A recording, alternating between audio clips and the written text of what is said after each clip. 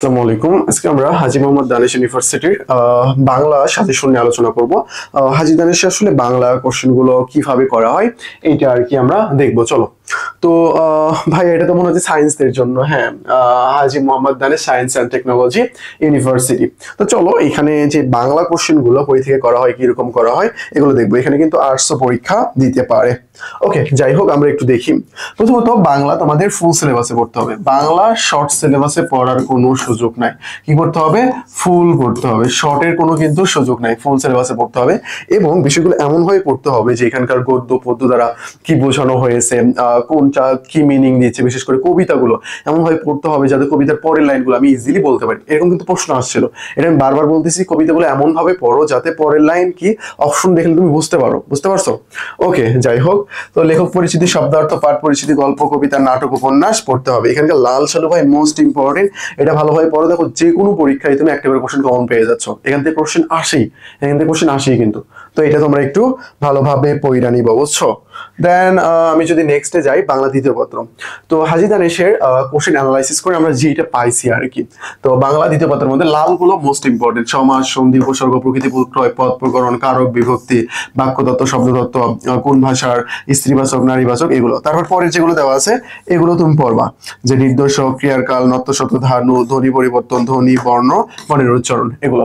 মুখস্থের মধ্যে শব্দার্থটা এবং পারিভাষিক বেশি আছে দেখা গেছে। সন্ধি বিচ্ছেদ, এক কথায় প্রকাশ, শুদ্ধ বানান, তার সাথে বাগধারা পড়ে নেবা। ভাইয়া এগুলো কই পাইছেন?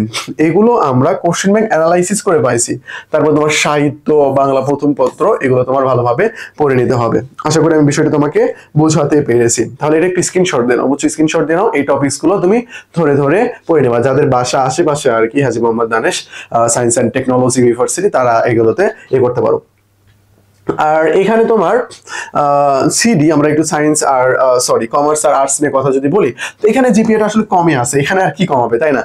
3 টোটাল তোমার কত হইতে হবে? 6.5। অর্থাৎ একটা যদি 3 থাকে, একটা তো অবশ্যই 3.5 আপনাকে থাকতেই হবে। সেকেন্ড টাইম অ্যালাউ রয়েছে, ইমপ্রুভমেন্ট অ্যালাউ রয়েছে, কোনো কাটা হবে না। কিন্তু এখানে আইন বিভাগটা নাই, দুঃখজনক একটা ব্যাপার। বুঝতে পারছো?